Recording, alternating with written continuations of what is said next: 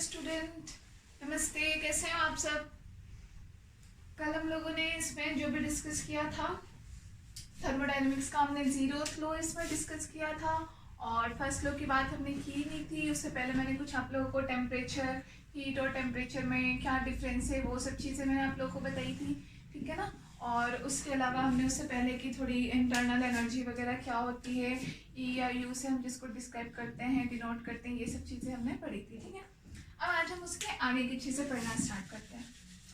तो जैसे फर्स्ट की जो क्लास हुई थी तो उसी में मैंने आप लोगों को बताया था कि थर्मोडायनेमिक्स में मेन काम क्या होता है कि किसी भी एनर्जी को, ऊष्मा को तो ये किस में कन्वर्ट करता है, वर्क डन में। एनर्जी को ये वर्क डन में कन्वर्ट करेगा और वाइस वर्सा कि वर्क डन को एनर्जी में कन्वर्ट करता है, ठीक है। या फिर हम ये बोल सकते हैं कि ऊर्जा जो होती है, ऊर्जा को ये कार्य में या फिर कार्य को ऊर्जा में कन्वर्ट करता है। तो इसमें सबसे मेन चीज़ होती है कार्य की, ठीक है।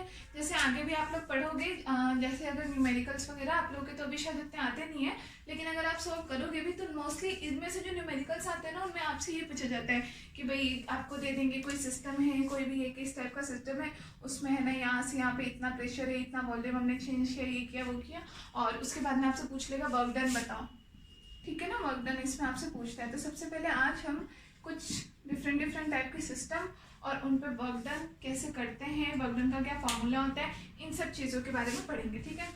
तो आप लोग अपनी नोटबुक्स खोल के बैठ जाओ, उसमें जैसे जैसे मैं लिखवा रही हूँ लिखते जाना।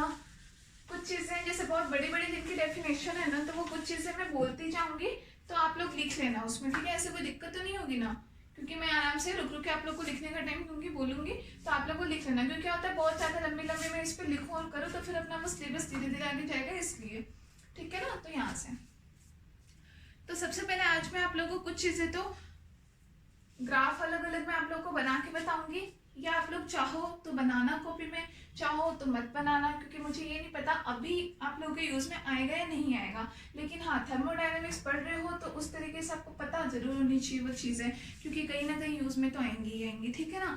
तो सबसे पहले बात तो हम करते हैं वर्क डन की, जो इसमें हम कार्य निकालते हैं। तो कार्य का जो हम फॉर्मूला इसमें लेते हैं, हम यूज़ में लेते हैं PdV, ठीक है। फॉर्मूला कहाँ से आता है, इसकी डेरिवेशन मैंने आप लोगों को इसलिए नहीं लिखा है क्योंकि यूजफुल नहीं है डेरिवेशन, आप लोग की अभी कहीं आनी नहीं है, आगे भी इतनी कोई खास यूज में आती नहीं है। बाकी ये वैसे ही आता है कि जैसे फोर्स किसी चीज में हम निकालते हैं ना, फोर्स है इतना, जैसे यहाँ पे मैं करके बताती हूँ, थोड़ा F होता है, किसी चीज को मैंने खिसकाया तो उसमें मैंने कितना तो फोर्स लगा, इंटू कितना मैंने डिस्प्लेसमेंट लिया, फिर डॉट प्रोडक्ट होता है तो A dot B AB cos theta होता है, तो ये FDX cos ऑफ थीटा के बराबर हो जाएगा। फिर उसके बाद में हम प्रेशर और वॉल्यूम के टर्म में इनको कन्वर्ट कर लेते हैं, तो उस तरीके से P और वॉल्यूम में कितना चेंज है उसके बराबर आता है, ठीक है। तो मेन जो आपका फॉर्मूला है वो ये बन गया, W बराबर PdV, या फिर मैं इसको ऐसे लिख सकती हूँ, W बराबर P, इसका मतलब P में चेंज, P में तो कुछ चेंज होगा, DV में चेंज होगा, वो हमारे कितना होगा, वॉल्यूम में मानती हूँ V इनिशियल से V फाइनल तक, इसके करस्पॉन्डिंग हम इसको इंटीग्रल कर देंगे, ठीक है। ये आपका वर्क डन का फॉर्मूला होता है। और इसमें एक इंपॉर्टेंट चीज है कि वर्क डन पॉजिटिव है या नेगेटिव है। अब आप ये बोलोगे कि कार्य भी कोई पॉजिटिव या नेगेटिव होता है, का काम तो काम होता है, मैं ये कैसे बोल सकती हूँ कि मैंने ये काम पॉजिटिव किया नेगेटिव। काम पॉजिटिव नेगेटिव होने का मतलब ये होता है एक्चुअली उसके अमाउंट से नहीं होता है कि काम मतलब मैंने इतना अमाउंट में काम किया, 0 पे आ गया और उससे कमाया तो मैं उसको माइनस, वो मतलब नहीं होता है। यहाँ पे पॉजिटिव नेगेटिव से मतलब डायरेक्शन से होता है।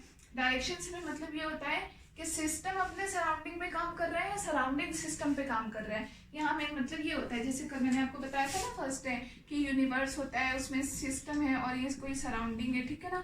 तो अगर सिस्टम के द्वारा सराउंडिंग पे काम किया जाता है, निकाय के द्वारा उसके वातावरण जो आसपास का उस पर काम किया जाता है, वो तो आपका होता है पॉजिटिव वर्क डन, ठीक है। और अगर जब कभी कभी सराउंडिंग सिस्टम पे काम करता है तो वो आपका होता है नेगेटिव वर्क डन, ठीक है ना। तो कभी जैसे कोई ऐसा क्वेश्चन है न्यूमेरिकल, तो उसमें आप लोग एक इस चीज पे ध्यान देना कि जैसे कि आपका अगर कुछ इस तरीके से आप उसमें ग्राफ वगैरह प्लॉट करके देखोगे, फिर आपको जैसे उसमें दिया होगा कि सिस्टम सराउंडिंग पे काम कर रहा है, सराउंडिंग सिस्टम पे, तो आप ये उसमें देखना, आपको नेगेटिव निकालना नहीं है, लगाना नहीं, अपने आप ही वैल्यू नेगेटिव ही आएगी, वो अपने आप। तो नेगेटिव वैल्यू आए तो ये नहीं है कि कभी आप घबरा जाओ कि मतलब हमने गलत कैलकुलेशन की है कि वर्क डन और नेगेटिव कैसे आ गया, उसका मतलब है फिर आप क्वेश्चन को ध्यान देना कि उसमें कहीं ना कहीं जरूर आपको हिंट दे रखा होगा कि उसमें जरूर सराउंडिंग उस सिस्टम पे काम कर रहा होगा, इस वजह से वर्क डन की जो वैल्यू है वो नेगेटिव आ रही होगी, ठीक है।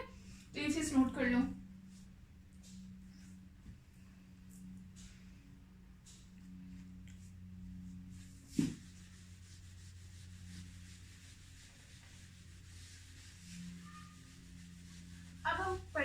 कुछ इनके ग्राफिकल व्यू, जैसे फर्स्ट ये जब मैंने क्लास ली थी तो मैंने उसमें आप लोगों को बताया था कि आगे आप लोग पीवी कर्व्स वगैरह पढ़ोगे, पीवी ग्राफ वगैरह पढ़ोगे, तो कैसे किसी चीज़ को हम पीवी ग्राफ के थ्रू हम रिप्रेजेंट करते हैं वो चीज़ हमें देखनी है, ठीक है। तो यहाँ पे आगे जब आप डिस्क्राइब में हम जाते जाएंगे तो हमारे पास अलग अलग केसेस आएंगे। अलग अलग केस का मतलब कैसे कि कोई गैस है उसका विस्तार हो रहा है या फिर वो गैस संकुचित हो रही है। मैं बोलूँ कि कोई गैस जो है वो कंप्रेस हो रही है, या तो कंप्रेस का मतलब संकुचन, कि वो गैस या तो कंप्रेस हो रही है या फिर वो कैसे एक्सपेंड हो रही है, मतलब उसका विस्तार हो रहा है, कि उसका एक्सपेंशन हो रहा है, ठीक है ना। तो ये सब कंडीशन में क्या होता है, ग्राफ अलग अलग होते हैं। अब कई बार तो हो सकता है क्वेश्चन में आपको ऐसे दिया हुआ हो कि कंप्रेस हो रही है गैस या एक्सपेंड हो रही है। कई बार होता है नहीं दिया हुआ, आपको ग्राफ दिया हो, ग्राफ से आपको पहचानना, तो आप ग्राफ से ये चीज़ कैसे पहचानोगे कि कोई गैस में कंप्रेशन हो रहा है या फिर वो एक्सटेंड हो रही है। तो उसके लिए हम देखो ग्राफ के थ्रू कैसे, वो मैं आपको बताती हूँ। तो सबसे पहले हम इसमें केस फर्स्ट लिखते हैं, या आप चाहो तो आप इसमें हेडिंग लिख लो, graphical view of work done, ठीक है।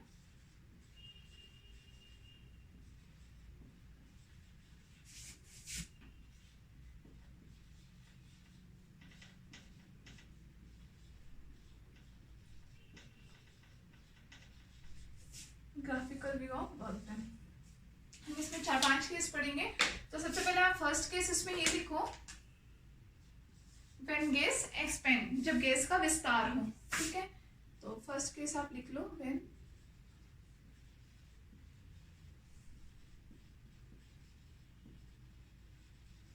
जब गैस का विस्तार हो, एक्सपेंड विस्तार, ठीक है। हिंदी मीडियम स्टूडेंट्स को कोई प्रॉब्लम तो नहीं हो रही है ना, बता रही हो एक टर्म आगे विस्तार हो रहा, ठीक है ना।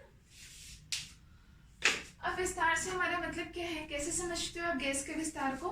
जैसे कि देखो नॉर्मली मैंने कोई पात्र लिया और उसमें मैंने, जैसे मान लो कि पहले ये पात्र था, ठीक है ना, इस लेवल तक ये इसका वॉल्यूम था, यहाँ तक मैंने इसमें पानी या कोई गैस भर दिया, गैस मान लो कोई मैंने गैस भर दिया इस वी वॉल्यूम के अंदर, ठीक है। और इस पर मैंने यहाँ से प्रेशर लगा दिया, प्रेशर इस पर मैंने पी अप्लाई कर दिया।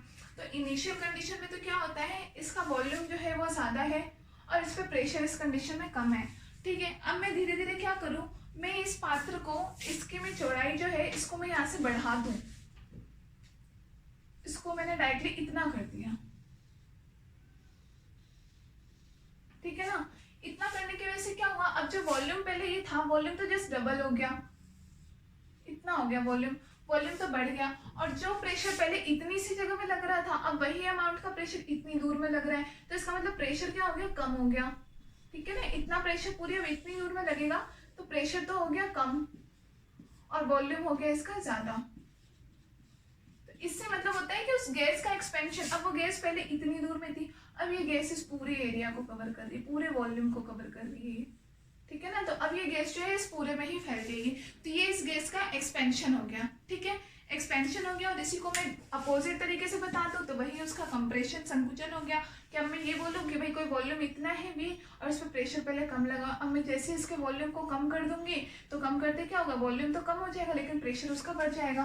तो उस कंडीशन में गैस जो अभी इतनी दूर में है वो सिर्फ इतनी दूर में सिमट जाएगी, तो वो उस गैस का क्या कंप्रेशन हो गया, संकुचन हो गया, ठीक है। ये दोनों चीजें तो ऐसे। अब मैं इस चीज को ग्राफ से कैसे समझूंगी, तो मैं आपको ग्राफ बताती हूँ कि देखो, जैसे कि ग्राफ आप लोग बनाना इम्पोर्टेंट है और रफ कॉपी में बना के देखा करो अलग से ग्राफ, अलग अलग कंडीशन में, क्योंकि being science student, physics student, आपको क्या है कि मतलब ग्राफ अगर बनाने आने ही चाहिए, क्योंकि ग्राफ तो ऐसा नहीं है फिजिक्स में यूज आ रहा है, आपके केमिस्ट्री में, मैथमेटिक्स में, सब में यूज आता है, तो ग्राफ हमें बनाने आने चाहिए, ठीक है। तो जैसे इधर मैं शो करूँ प्रेशर P, दाब, ठीक है, इधर मैं शो करूँ वॉल्यूम V, आयतन, ठीक है। अब जैसे हमने ये फर्स्ट हम क्योंकि कौन सा केस पढ़ रहे हैं, एक्सपेंशन वाला केस पढ़ रहे हैं, तो इसमें मैंने पहले क्या बताया था, पहले मैंने वॉल्यूम इसका कम बताया था, तो मैंने ये माना कि वॉल्यूम, जैसे हम 0 से स्टार्ट करते हैं कि वॉल्यूम इसका इतना है, ये भी इनिशियल से मैंने इसको शो कर दिया, मतलब प्रारंभिक इसका जो आयतन है वो प्रारंभिक आयतन, ठीक है, ये इनिशियल इसका कम है। अब यहाँ से मेरा मतलब है कि ठीक है, हो सकता है वैल्यू 5, 10 कुछ भी हो, जो भी हो, ये इस टाइम पे मैंने बताया कि इस टाइम पे प्रेशर इसका ज़्यादा है, तो पी इनिशियल जो है वो कैसा ज़्यादा हो गया, ये हो गया मेरा पी इनिशियल, यहाँ पे ये ज़्यादा वैल्यू पर है, ठीक है। उसके बाद में जब मैंने इसका वॉल्यूम जो था, वॉल्यूम मैंने बाद में क्या किया, जस्ट डबल कर दिया, तो वॉल्यूम मैंने इसका बढ़ा दिया, तो फाइनल जो वॉल्यूम है इसका, फाइनल जो अंतिम आयतन है इसका, वो कितना वी फाइनल मैंने यहाँ ले लिया, ये मान लो मैंने 5 पे लिया हो अगर, तो इसको मैंने 10 पे ले लिया, ये इसका फाइनल आयतन हो गया। और जब मैंने आयतन बढ़ाया था तो इसका जो दाब था, प्रेशर, वो क्या हो गया, कम हो गया था, तो प्रेशर, फाइनल प्रेशर जो है वो इसका कम हो गया, ठीक है, फाइनल प्रेशर। तो मैं इसको कैसे बना सकती हूँ, देखो, इनिशियल वॉल्यूम, ये इसका फाइनल वॉल्यूम हो गया, ठीक है, ये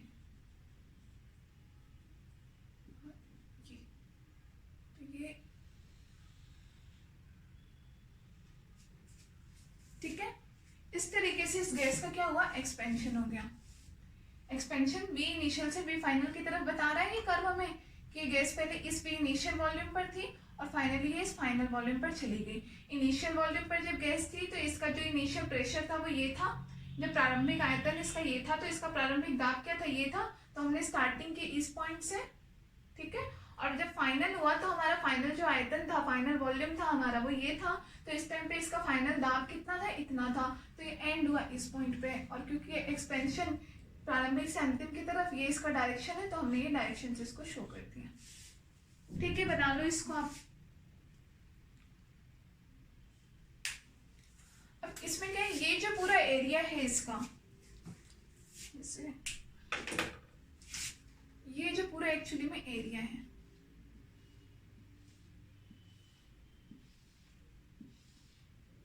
ये पूरा एरिया हमें इसका वर्क डन बताता है कि इस पूरे के दौरान कितना तो इसका प्रेशर है और कितना इसका वॉल्यूम में चेंज है, यहां से हम निकाल सकते हैं इसका वर्क डन, ठीक है। तो मैंने यहाँ पे वर्क डन ये बना लो, साइड में फॉर्मूला आप लिख लो, तो मैंने वर्क डन पहले ही मैंने बताया था, इसका फॉर्मूला क्या होता है, पी डीवी, ठीक है। तो बराबर में प्रेशर में मान लो इनिशियल प्रेशर के करस्पॉन्डिंग, तो पी, और टीबी जो है इसमें चेंज कितना हो रहा है, वी इनिशियल से हम फाइनल वॉल्यूम की तरफ जा रहे हैं, ठीक है, इनिशियल से फाइनल की तरफ हम जा रहे हैं, तो यहाँ पे वर्क डन कैसा होगा हमारा, पॉजिटिव,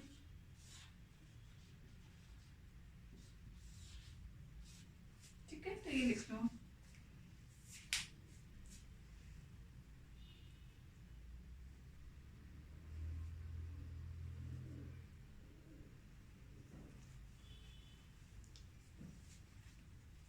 ये लिख लिया। अब हम जब इसका दूसरा हम केस पढ़ेंगे कि जब केस में कंप्रेशन हुआ,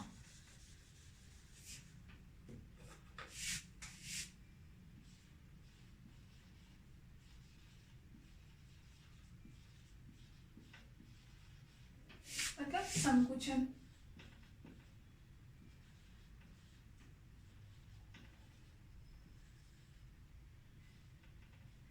ठीक है ना, संकुचन। तो मैंने बताया था इसका डायग्राम कि हम इसको जस्ट उल्टा मान लेंगे, उल्टा क्या मान लेंगे कि पहले उसका वॉल्यूम जो था वो मैंने पहले वॉल्यूम मान लिया कि ये था पहले वॉल्यूम 2v था, ठीक है ना, और प्रेशर जो था इसका इस टाइम पे इस पूरे पे था, तो प्रेशर क्या था इसका, कम था पहले, ठीक है। अब मैंने इसको क्या किया, मैंने इसको जस्ट हाफ कर दिया, मैंने जो इसका वॉल्यूम था उसको मैंने इतना कर दिया, आधा कर दिया, ठीक है ना। तो इसका प्रेशर जो पहले इतनी दूर पे लग रहा था, तो उसका अमाउंट हर एक पार्टिकल पे कम जा रहा था, अब मैंने उसको जस्ट आधा कर दिया, तो प्रेशर इतनी दूर में क्या ज्यादा लगेगा, तो ये इसका प्रेशर ज्यादा हो जाएगा इस जगह पे जा करके, ठीक है ना। और इसका वॉल्यूम जो था वो पहले का जस्ट हाफ यहाँ पे आके वी ही रह जाएगा। तो गैस क्या थी, पहले इतनी दूर में थी, अब आधे दूर में, तो गैस संकुचित हो गई। तो सेम डायग्राम रहेगा आपका यहाँ प्रेशर इसमें। तो अभी हमने क्या बताया, इनिशियल प्रेशर जो था इस कंडीशन में आपका इनिशियल प्रेशर कम था और फाइनल प्रेशर आपका ज्यादा हो रहा है, यहाँ पे उल्टी हो रही है ना ये चीज, इनिशियल प्रेशर तो पूरे इतनी दूर में लग रहा था तो वो कम था, फाइनल प्रेशर जो है आपका वो ज्यादा लग रहा है, और वॉल्यूम में उल्टा हो रहा है, जो पहले इनिशियल वॉल्यूम ज्यादा था और फाइनल वॉल्यूम अब कम हो रहा है, तो अपन ज्यादा से कम की तरफ आ रहे हैं, तो अपन इसका डायरेक्शन चेंज कर देंगे, ग्राफ हमारा सेम बनेगा लेकिन इसका डायरेक्शन चेंज हो जाएगा। डायरेक्शन चेंज होने का मतलब क्या कि फाइनल वॉल्यूम जो है आपका वो ज्यादा है, इनिशियल वॉल्यूम आपका ये हो गया, इनिशियल से फाइनल की तरफ ये कम हो रहा है, और जबकि जो प्रेशर है वो पहले कम था अब वो ज्यादा की तरफ जा रहा है। और सेम इधर ये जो वर्क डन आपका जो पॉजिटिव आया था, इस वजह से वर्क डन क्या हो जाएगा आपका नेगेटिव, ठीक है। तो ये लिख लो,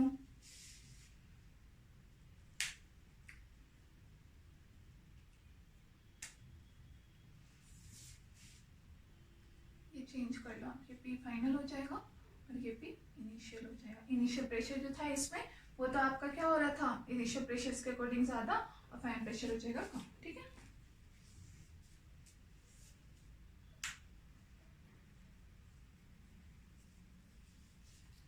ये चीज कर लिया आपने। ये आपका केस सेकंड था, ठीक है ना।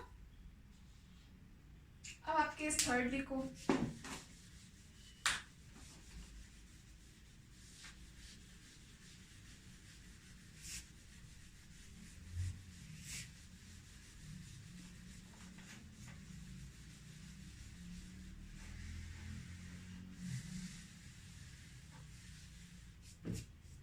केस थर्ड हम क्या लिखेंगे, जब आपका प्रेशर कांस्टेंट हो, ठीक है ना। कि अब हम ये मान लेते हैं कि दाब हम एक ही मान लेते हैं कि भाई आयतन में तो चेंज हो रहा है लेकिन दाब में कुछ भी चेंज होगा ही नहीं, तो हम ये लिखते हैं व्हेन प्रेशर इज कांस्टेंट।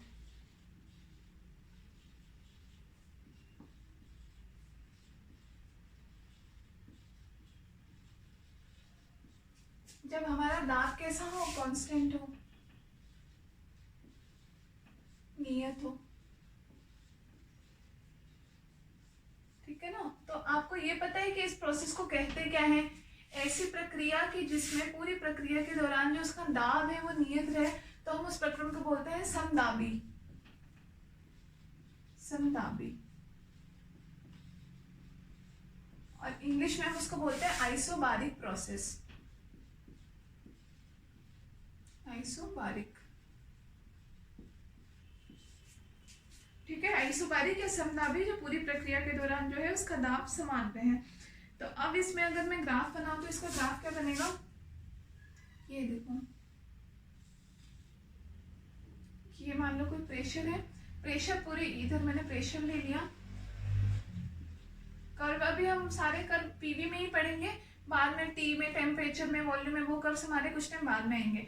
तो अभी तक तो हमारे सारे कर्व प्रेशर में और वॉल्यूम में ही हमें वेरिएशन बताना होगा, ठीक है ना, दाब में और आयतन में।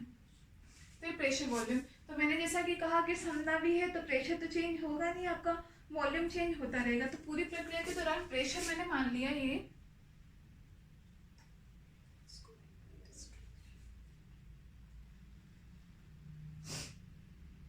प्रेशर आपका कांस्टेंट रहेगा पूरी प्रक्रिया के दौरान, ठीक है। कांस्टेंट की लाइन आप लोगों को पता होगी, इस तरीके से हम शो करते हैं, इसकी वैल्यू कुछ भी हो सकती है, 5 जो भी हो वो।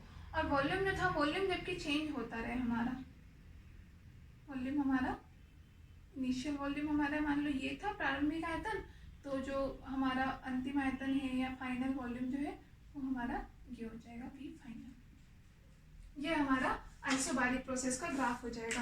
अब इसमें जो हम कर्व निकालेंगे वो इस एरिया पे, ये टोटल जो हमारा एरिया है जिसको मैं ये आउटलाइन से छायांकित कर रही हूँ, ये हमारा वर्क डन को रिप्रेजेंट करेगा। तो मैं यहाँ पे वर्क डन क्या निकाल सकती हूँ, किया गया कार्य बराबर, फॉर्मूला मैंने क्या पढ़ा, पी डी भी पढ़ा है मैंने।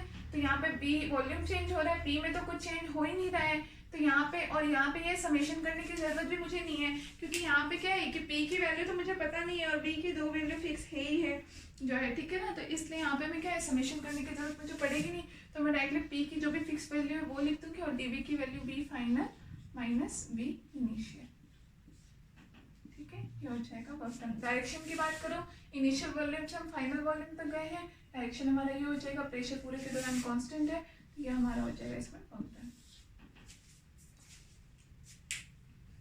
और ये वर्क डन हमारा हो कैसे जाएगा, पॉजिटिव। अभी पॉजिटिव नेगेटिव आपको अलग से लगाने की जरूरत नहीं है कि आप वर्क डन लगा के उसमें पॉजिटिव नेगेटिव लगाओ, मतलब ये वैल्यू आएगी ही आपकी, यही अपने आप ही पॉजिटिव आएगी, अपने आप ही नेगेटिव आएगी, ठीक है।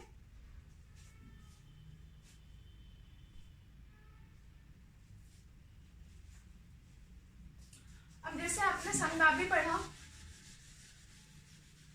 वैसे ही अब अपन नेक्स्ट क्या पढ़ेंगे, जिस क्योंकि अपन P और B में ही अपन पढ़ रहे हैं, अपन रिलेशन समतापी भी होता है वैसे तो अलग अलग, लेकिन मैंने अभी आपको बताया कि अभी अपन रिलेशन प्रेशर और वॉल्यूम में पढ़ रहे हैं, दाब में और आयतन में। तो हमने दाब का तो पढ़ लिया, अब हम पढ़ेंगे आयतन का। तो हम यहाँ पे अब क्या करते हैं, वॉल्यूम कॉन्स्टेंट कर देते हैं, कि जब हमारा वॉल्यूम कॉन्स्टेंट हो, ठीक है ना। हमारा जो आयतन है वो आयतन नियत हो। तो ऐसे प्रोसेस को हम क्या बोलते हैं, सम आयतनिक।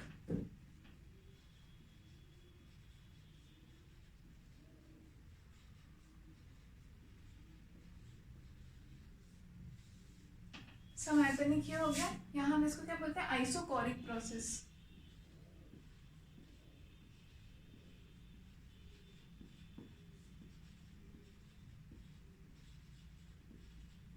ठीक है, समायतनिक हमने ये प्रोसेस बोल दिया। अब इसमें सेम अभी जैसे हमने प्रेशर कांस्टेंट रख लिया था, अब यहाँ पे क्या होगा, वॉल्यूम हमारा कांस्टेंट रहेगा और प्रेशर जबकि हमारा चेंज होता रहेगा। ठीक है, तो इसका ग्राफ कैसा बन जाएगा,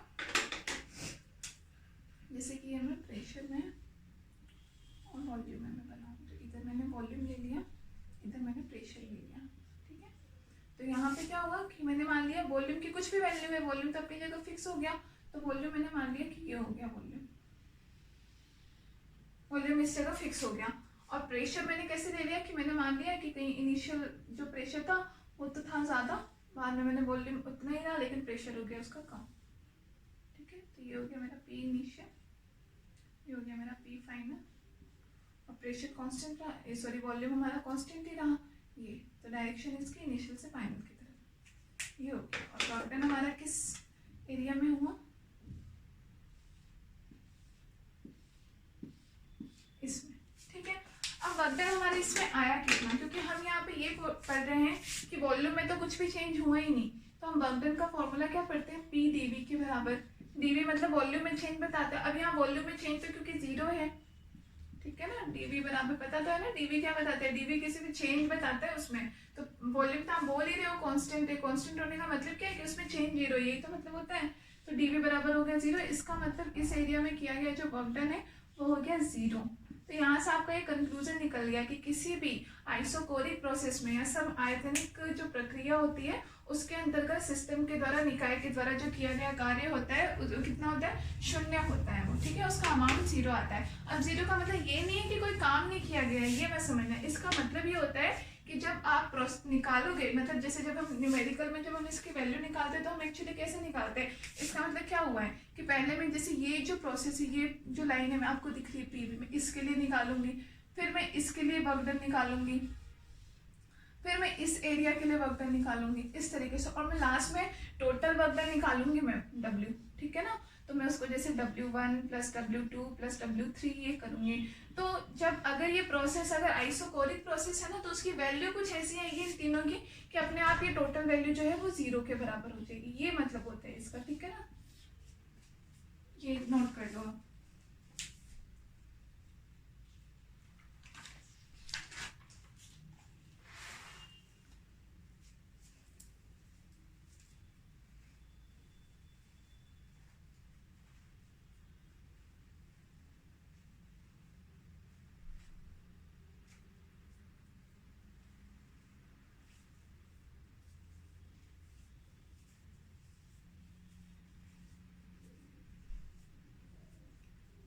अब देखो, ठीक है, ये चीज समझ में आ गई आपके, ग्राफ वगैरह कैसे क्या चेंज होता है। अब अपन नेक्स्ट बात करते हैं थर्मोडायनेमिक्स का फर्स्ट लॉ, ऊष्मागतिकी का प्रथम नियम। इस सब अभी आपके फर्स्ट यूनिट में ही चल रहा है। ठीक है ना, खत्म होगी यूनिट तो मैं बता दूंगी आपको। ठीक है, ऊष्मागतिकी का प्रथम नियम, फर्स्ट लॉ ऑफ थर्मोडायनेमिक्स।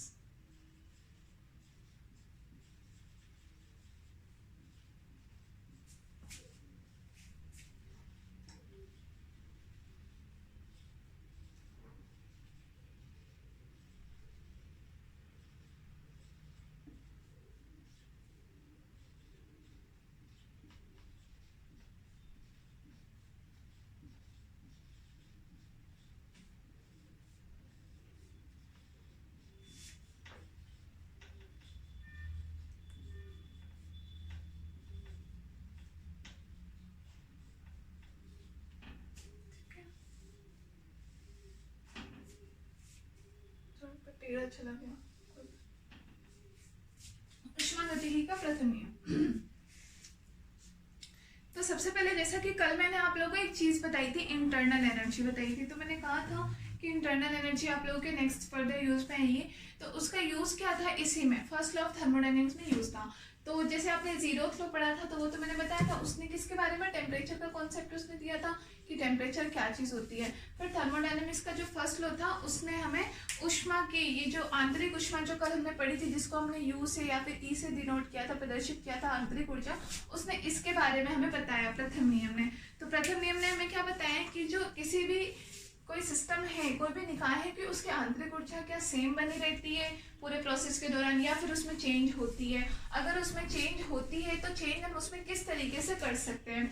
तो जो फर्स्ट लॉ था उस नियम ने बताया कि हाँ, कि चेंज तो होती है और कुछ तरीके होते हैं जिनमें चेंज करके हम उस आंतरिक ऊर्जा में भी चेंज कर सकते हैं। अब वो हम किन किन चीजों में चेंज कर सकते हैं, तो जैसे कि मान लो एक तरीका तो ये होता है कि या तो मैं कोई जैसा सिस्टम है, ठीक है ना, ये कोई निकाय है, ठीक है। अब इस निकाय की आंतरिक ऊर्जा जो है यू मैंने बता दी कि यू इसकी आंतरिक ऊर्जा है। अब मैं बोल रही हूँ कि इसकी आंतरिक ऊर्जा क्या इतनी बनी रहेगी क्या हमेशा, या ये कुछ लॉस करेगा, या कुछ अंदर इसके जाएगा, या फिर कुछ कम ज्यादा होगा, कैसे होगा, ठीक है ना। तो थर्मोडायनेमिक्स ऊष्मागति के प्रथम नियम ने ये बोला कि इसमें चेंज तो होगा। चेंज कैसे होगा, उसने 2-3 तरीके बताए। क्या, या तो आप ऐसा करो कि आप इसको हीट दे दो, और उसने बोला कि या तो आप इसको हीट अंदर दे दो या इसमें से हीट आप बाहर ले लो, ठीक है। पहला तरीका उसने चेंज करने का बताया ये कि अगर हीट में मैंने कुछ चेंज कर दिया, हीट को हम किससे, क्यू से हम डिनोट करते हैं, हीट में चेंज डेल्टा क्यू से हम इसको डिनोट करते हैं, ठीक है। कि अगर हीट में आपको चेंज कर दो तो आपके इंटरनल एनर्जी में भी चेंज हो जाएगा। कैसे चेंज होगा वो मैं भी आपको बताऊंगी, ठीक है। पहले आप ये चीज समझो कि उसने बोला कि अगर तो मैं हीट दे दूं, और वैसे भी नॉर्मली हम देखते भी तो है किसी भी चीज को, अगर कोई एक निश्चित उसका एक रूप बना हुआ है, किसी एक निश्चित अवस्था में है, अगर मैं उसमें से कुछ एनर्जी में ले लूं, मतलब जैसे मैं उसको ठंडा कर दूं या फिर मैं उसको और ज्यादा हीट दे दूं, उसको और ज्यादा गर्म कर दूं, तो हम देखते हैं उसकी अवस्था कुछ बदल जाती है, या तो बहुत ज्यादा गर्म हो जाता है, बहुत ज्यादा ठंडा हो जाता है। इसका मतलब उसकी आंतरिक ऊर्जा में कुछ परिवर्तन तो होता है, ठीक है। तो पहला तरीका तो था कि उसको मैं हीट दे दूं या फिर ये। दूसरा तरीका उन्होंने बताया या तो आप इस पे कुछ वर्क डन कर दो, ठीक है ना, वर्क डन, आप इस पे कुछ कार्य कर दो, या तो कुछ कार्य इस पे कर दो, या इसके द्वारा कुछ कार्य इसके सराउंडिंग में करवा दो। अभी जो हम पढ़ रहे थे कि वर्क डन पॉजिटिव और नेगेटिव, तो मैंने बताया था ना कि या तो सिस्टम के द्वारा उसके सराउंडिंग पे काम किया जाए तो पॉजिटिव होता है वर्क डन, या सराउंडिंग के द्वारा सिस्टम पे काम किया जाए तो नेगेटिव होता है वर्क डन, नकारात्मक होता है, ठीक है। तो उन्होंने बोला कि यही चीज बोली कि या तो आप वर्क डन इसके द्वारा करवा दो या फिर इसके ऊपर वर्क डन करा दो, इसके सराउंडिंग के द्वारा। तो ये उन्होंने दूसरा तरीका बताया इसमें चेंज करने का, ठीक है। तीसरा तरीका उन्होंने ये बताया कि इसके अंदर मान लो आपने कोई एन पार्टिकल मान रखे, एन कण मैंने मान रखे, किसी भी चीज के कण है, कोई गैस के कण है या किसी भी चीज के, ठीक है ना। तो उन्होंने बोला कि या तो आप इस कणों की संख्या में परिवर्तन कर दो, कणों की संख्या या तो आप बढ़ा दो कि अगर इसमें पहले से 10 पार्टिकल है तो आप इसमें 5 और अंदर डाल दो, या फिर इसमें से आप 5 ले लो, ठीक है। तो अब बात ये आती है कि ये तीनों के तीनों जो चीजें, 3 फैक्टर्स हमने बता दिया। एक तो हमने क्यू का फैक्टर बता दिया, एक हमने वर्क डन का फैक्टर बता दिया, और एक हमने पार्टिकल की संख्या, कणों की संख्या, नंबर ऑफ पार्टिकल एन का फैक्टर बता दिया। तो ये है कि इन तीनों को चेंज करने से हीट कैसे सॉरी इसकी इंटरनल एनर्जी कैसे चेंज हो रही है, वो चीज समझने की है। तो उसके लिए ही तो फिर थर्मोडायनेमिक्स का, उसके लिए एक नियम स्थापित किया गया, ठीक है ना। एक संबंध उन्होंने बताया कि इस संबंध से आप देखो कि इस संबंध के द्वारा इन तीनों को चेंज करने से इसमें चेंज हुआ, ठीक है ना। तो वो नियम क्या था, वो नियम था ये कि मैं इसको ऐसे लिख दूं, डी यू, मतलब कि डी का मतलब चेंज से होता है, ठीक है ना, डी यू या फिर डी ई बराबर, इसका फॉर्मूला उन्होंने क्या बताया, डेल क्यू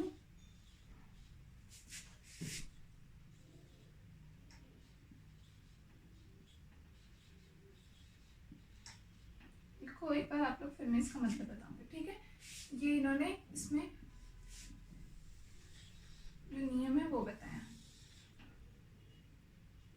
ठीक है। या फिर मैं यहाँ से डेल क्यू की वैल्यू निकाल सकती हूँ, हीट में कितना चेंज हो रहा है वो भी मैं यहाँ से निकाल सकती हूँ। तो उसकी वैल्यू किसके बराबर निकल जाएगी, इस D U minus del W plus mu into में डी एन।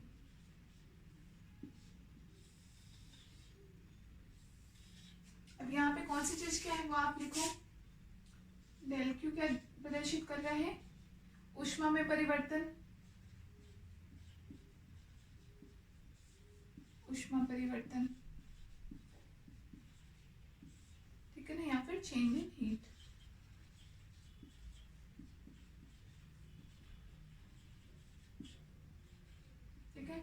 दूसरी चीज हमने बताई वर्क डन W, कार्य में परिवर्तन, फिर चेंज इन वर्क डन।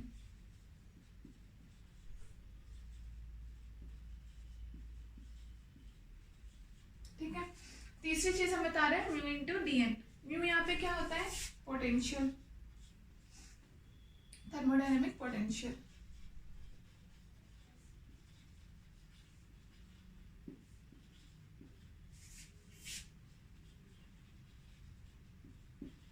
या ऊष्मागतिकीय विभव।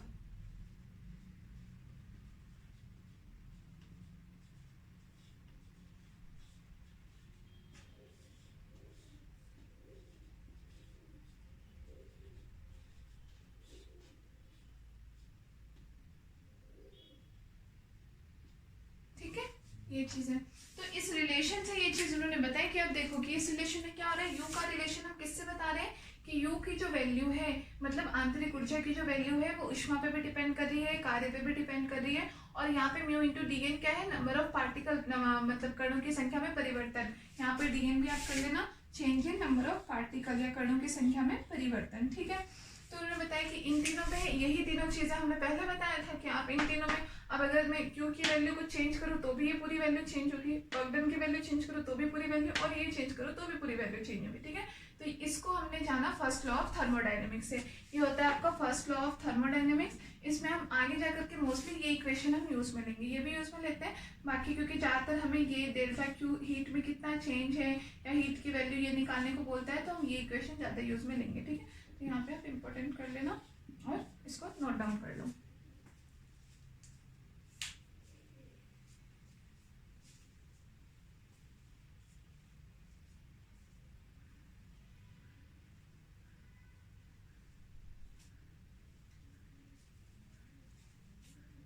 तो फर्स्ट लॉ ऑफ थर्मोडायनेमिक्स में आप क्या बोल सकते हो कि फर्स्ट लॉ ऑफ थर्मोडायनेमिक्स ने क्या दिया, कॉन्सेप्ट ऑफ एनर्जी दिया। कॉन्सेप्ट ऑफ एनर्जी की इंटरनल एनर्जी क्या चीज होती है और उसमें हम कैसे परिवर्तन कर सकते हैं, किन किन चीजों पे वो डिपेंड करती है, ये सारी चीजें हमें बताई फर्स्ट लॉ ऑफ थर्मोडायनेमिक्स ने। ठीक है, तो इसकी लैंग्वेज दिखाने की जरूरत तो वैसे नहीं है, कुछ खास है भी नहीं। जो मैंने पहले 3 फैक्टर बोले थे, ज्यादा वो तीनों फैक्टर्स लिख लेना और उसके बाद में बाकी ये फॉर्मूला है और इसमें कौन सी चीज क्या प्रदर्शित कर रही है वो लिख लेना। ठीक है,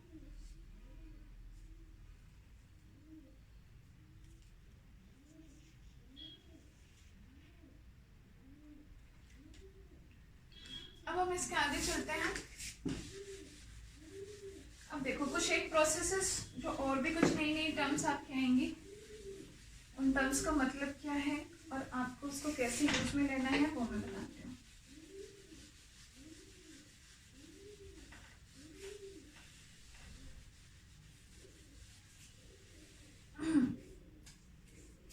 तो देखो अभी जैसे सबसे फर्स्ट नंबर पे आप लिखो 4-5 आप प्रोसेस लिख सकते हो, इनको आप लिख लो थर्मोडायनेमिक्स प्रोसेस या थर्मोडायनेमिक्स ऑपरेशंस पे बोल सकते हो, ऊष्मागतिकीय संक्रिया।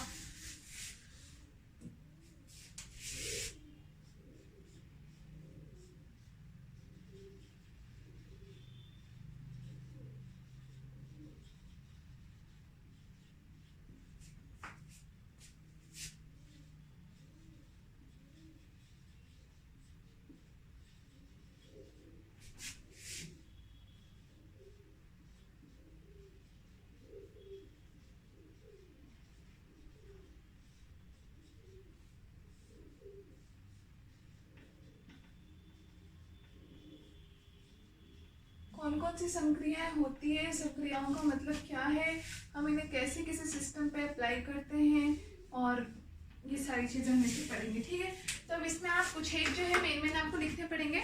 तो सबसे फर्स्ट नंबर पे आप लिखो एडियाबेटिक प्रोसेस।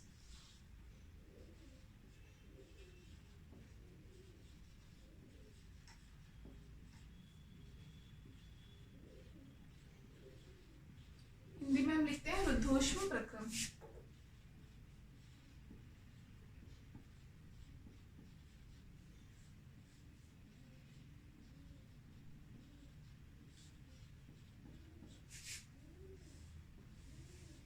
ठीक है, अब एडियाबेटिक प्रोसेस का मतलब क्या है, रुद्धोष्म नाम से आपको शो हो रहा होगा वैसे, रुद्धोष्म, जहाँ उष्मा अवरुद्ध हो जाए। उष्मा अवरुद्ध होने का मतलब ही क्या हो गया कि इसका मतलब एनर्जी ना तो अंदर जा सकती हो ना बाहर जा सकती हो, इसका मतलब उसकी एनर्जी में कुछ भी चेंज ना हो, हीट ऑफ चेंज जो है वो बिल्कुल जीरो के बराबर हो। तो इसका मतलब ये होता है हमारा delta Q equal to zero. ठीक है, या ये इक्वल होता है एंट्रोपी में चेंज। एंट्रोपी आप आगे जाकर के एक चीज पढ़ोगे, इसी में थर्मोडायनामिक्स में आपकी एक चीज है ये एंट्रोपी, या उसको हम बोलते हैं अव्यवस्था से मतलब होता है हमारा। एंट्रोपी का मतलब होता है अव्यवस्था होता है। ठीक है ना, वैसे आप इसको एंट्रोपी ही याद करो हिंदी मीडियम के स्टूडेंट्स में, तो ये ज्यादा ध्यान रहेगा, क्योंकि अव्यवस्था से आपको एक्चुअली वो चीज समझ में नहीं आएगी, एंट्रोपी के टर्म नाम से वो टर्म आपको ज्यादा अच्छे से याद रहेगी। ठीक है ना, तो इक्विवेलेंट उसके बराबर ही होता है, क्योंकि जैसे आप एनर्जी में कुछ भी चेंज नहीं करोगे तो मतलब आप ऐसे समझ लो कि उस सिस्टम में कुछ भी क्या अव्यवस्था भी नहीं फैलेगी। और हीट में जैसे आप चेंज करोगे कि आपने जैसे उसको हीट ज़्यादा दे दी सिस्टम को कुछ भी, तो वैसे सी बात है कि पार्टिकल सारे इधर उधर जाएंगे, इधर उधर उनकी गति होगी यादृच्छिक, तो एक तरह से अव्यवस्था बढ़ रही फैल रही है, इसमें ज़्यादा बढ़ेगी अव्यवस्था। और जैसे अगर इसमें मैंने चेंज जीरो कर दिया, इसका मतलब अव्यवस्था भी नहीं बढ़ेगी। जिस कंडीशन में पार्टिकल उसी कंडीशन में रहेंगे, तो ds बराबर भी हो जाएगा आपका जीरो। ठीक है, ये तो हो गया आपका फर्स्ट प्रोसेस।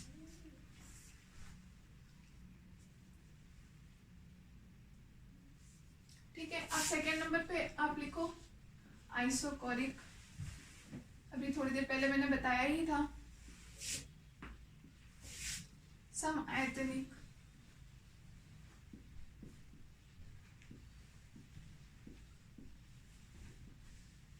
ठीक है, तो समआयतनिक में मैंने जो चीज बताई थी कि इसका मतलब क्या होता है dv बराबर जीरो।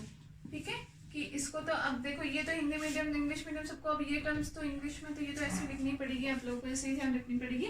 तो इसका मतलब होता है dv equal to zero, volume में चेंज जो है वो जीरो के बराबर होता है, मतलब वॉल्यूम जितना है उतना का उतना नियत रहेगा, कॉन्स्टेंट रहेगा। ठीक है, ये लिख लिया आपका। थर्ड नंबर पे आप लिखो आइसोबारिक। ये सारे टर्म्स आपको याद रखनी पड़ेगी, इसलिए मैं एक साथ लिखवा रही हूँ, ताकि आप लोगों को अभी पीछे भी हमने पढ़ा, आप फिर तो एक जगह आपके लिखा रहेगा तो आपको ध्यान रहेगा, क्योंकि आगे आप कहीं पढ़ोगे ना तो आप सीधे ऐसे पढ़ोगे कि कोई सिस्टम है जो कि आइसोबारिक है, आइसोकोरिक है, ऐसे, तो वहाँ पे हम बार बार डिस्क्राइब नहीं करूंगी मैं कि है ना आइसोकोरिक क्या चीज़ है, आइसोबारिक क्या चीज़ है, तो ये आप लोगों को इसलिए ध्यान रखना पड़ेगा। ठीक है, आइसोबारिक मतलब समदाबिक, समदाबी। ठीक है, इसमें मैंने क्या चीज़ बताई थी, याद करो, मैंने क्या बताया था कि प्रेशर में जो चेंज है, दाब में चेंज, वो जीरो होगा, dp बराबर जीरो, कि समदाबी दाब जो है वो समान बना रहेगा, नियत बना रहेगा। ठीक है, लिख लो।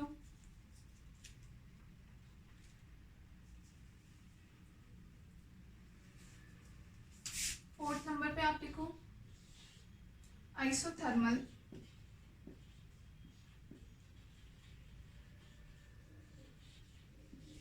या समतापी।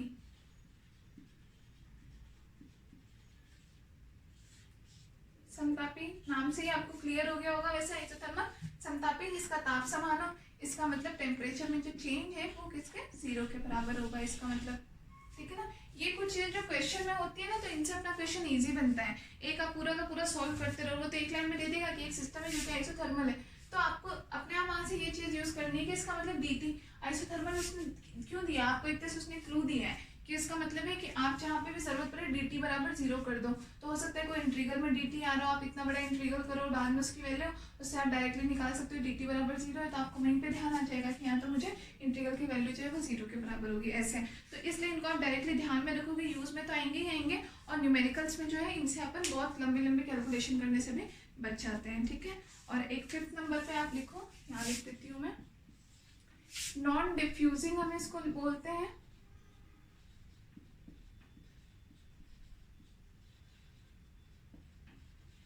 या फिर आप इसको क्लोज्ड भी मान सकते हो। ठीक है ना, नॉन डिफ्यूजिंग या क्लोज्ड।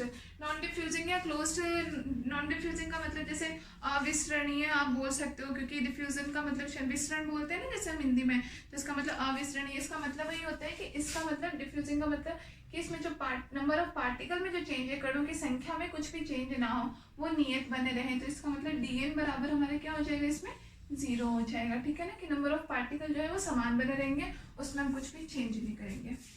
तो ये पांचों के पांचों आप नोट कर लो, ये 5 टाइप के आपके प्रोसेस हो जाते हैं अलग अलग। ठीक है, अब इनके बारे में हम थोड़ा थोड़ा सा, बहुत ज़्यादा नहीं, थोड़ा थोड़ा सा डिटेल में मैं अभी आप लोगों को इसके बारे में बताऊंगी कि किसका मतलब क्या होता है, ठीक है।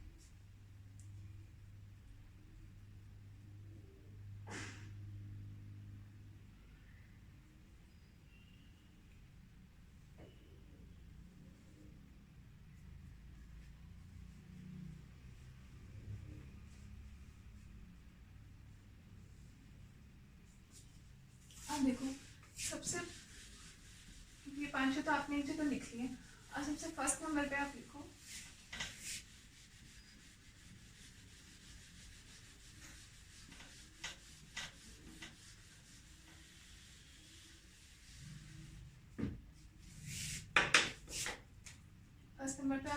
आइसोबारिक समदाबी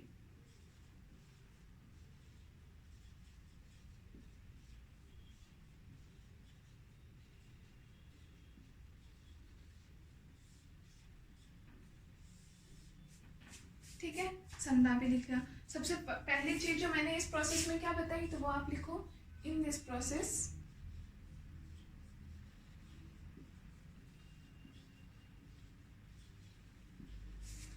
प्रेशर में चेंज जो है, दाब में परिवर्तन 0 होगा, dp बराबर 0। दैट इज, इसका मतलब क्या हुआ कि p जो कैसा रहेगा, कांस्टेंट रहेगा, नियत रहेगा, नियत। प्रेशर जितना है उतना का उतना बना रहेगा, ठीक है। अब दूसरी चीज हम बात करते हैं कि फ्रॉम आइडियल इक्वेशन जो होती है, आइडियल गैस की इक्वेशन,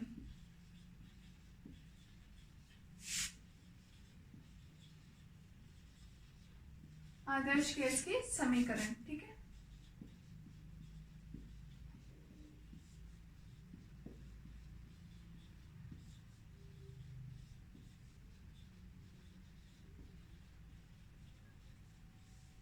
आदर्श गैस के समीकरण से हम क्या लिख सकते हैं, क्योंकि आदर्श गैस की समीकरण क्या होती है, पीवी बराबर एनआरटी।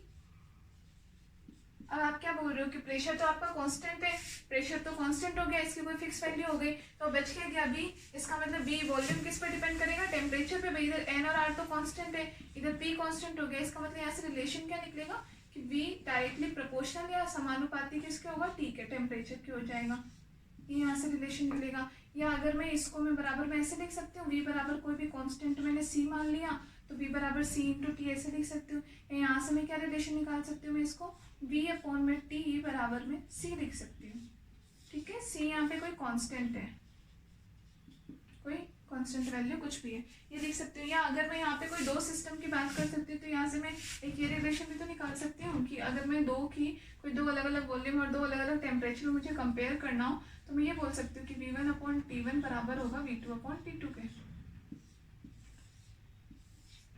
ठीक है। ये लॉ निकल जाएगा, इस लॉ को ही बोलते हैं हम चार्ल्स का नियम।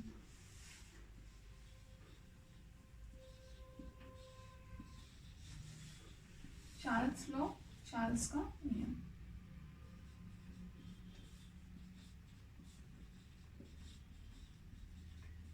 ये नियम हमें दिया था चार्ल्स ने, चार्ल्स एक साइंटिस्ट है, उन्होंने ये नियम दिया था, ठीक है।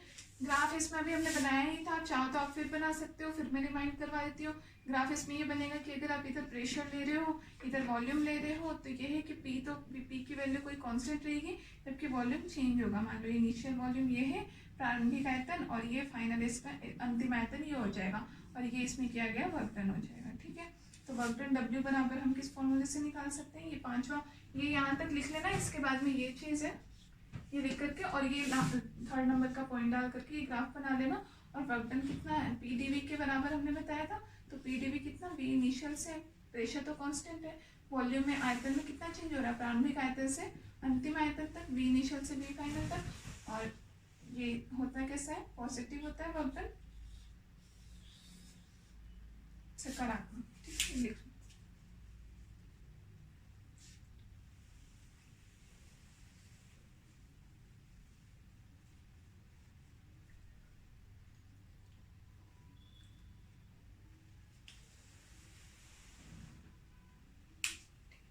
अब सेकेंड नंबर पे हम लिखते हैं ऐसे ही सेम, चार्ल्स का नियम कई बार छोटे मोटे एग्जाम्स वगैरह होते हैं, उनमें भी डायरेक्टली पूछ लिए जाते हैं, कई बार इस पे कुछ न्यूमेरिकल्स वगैरह भी आ जाते हैं, ये सब, ठीक है ना। सेकेंड नंबर का आप इसमें लिखो सम आइटमिक आइसोकोरिक प्रोसेस।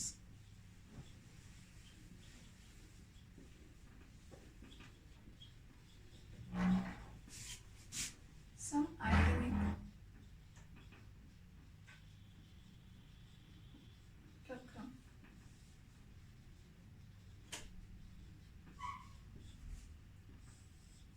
ठीक है, समैतनिक वाला भी अभी मैंने जैसे बताया था वही सारी चीजें लिखेंगे। तो सबसे पहले फर्स्ट पॉइंट आप ये लिख लो कि इन दिस प्रोसेस, इस प्रक्रम में क्या होगा, इन दिस प्रोसेस, इस प्रक्रम में क्या मेन चीज होती है, dv बराबर 0। आयतन में चेंज 0 होता है, दैट इज इसका मतलब हम क्या कह सकते हैं कि आयतन कैसा होना चाहिए हमारा, कांस्टेंट, नियत। ठीक है, फर्स्ट पॉइंट हमारा हो गया। सेकेंड नंबर पे हम लिखते हैं भाई आइडियल गैस की इक्वेशन से हम लिखेंगे, from ideal gas equation, Adarsh gas की समीकरण से।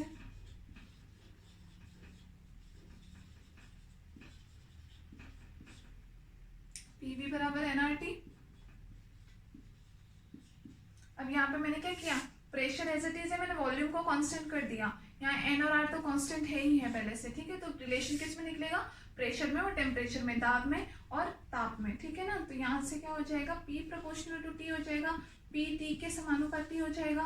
तो मैं P बराबर कोई कांस्टेंट वैल्यू में मान लूँ C इंटू टी के बराबर लिख सकती हूँ मैं, या फिर यहाँ से मैं P अपॉन टी बराबर C ऐसा लिख सकती हूँ मैं इसको। ठीक है ना, और सेम अगर मैं कोई दो प्रक्रम में अगर मैं कंपेयर करूँ तो मैं ऐसे लिख सकती हूँ कि P1 अपॉन T1 बराबर हो जाएगा P2 अपॉन T2 के। जैसे कुछ ऐसे क्वेश्चन होते हैं ना, हमने दो अलग अलग प्रोसेस में बोल दिया, पहले टेम्परेचर इतना था, बाद में टेम्परेचर इतना था, पहले प्रेशर इतना था, तो बता बाद में कितना होगा, मतलब P2 की वैल्यू हमसे पूछ ली। तो ऐसे छोटे क्वेश्चन वैसे बीएससी में मुझे पता नहीं ऐसे आते हैं या नहीं, बट ठीक है, कभी 11th 12th वगैरह में तो कभी कभी ऐसे पूछ लेते थे, तो ऐसे ही आ जाते हैं। ठीक है, इस लॉ को हम क्या बोलते हैं, प्रेशर लॉ, दाब का नियम।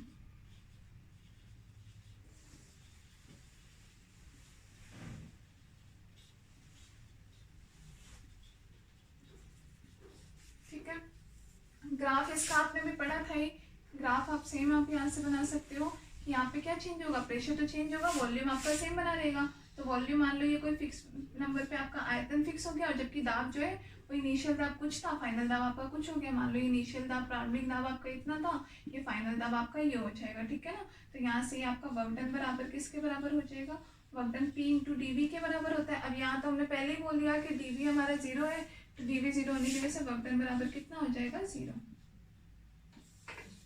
तो ये आपकी पूरी कहानी होती है आइसोकोरिक प्रोसेस, समैतनिक प्रक्रम की। ठीक है, इस वीडियो में इतना ही। नेक्स्ट वीडियो में हम इसके आगे एडियाबेटिक प्रोसेस है, जो हमारा आइसोथर्मल प्रोसेस है, उनके बारे में भी हम ऐसे ही, उनकी वजह से वर्क डन क्या होता है, क्योंकि उसमें थोड़ा डेरिवेशन वगैरह है, तो वो फिर हम वीडियो ज़्यादा लंबी हो जाएगी, तो फिर वो हम नेक्स्ट वीडियो में करेंगे डिस्कस। ठीक है।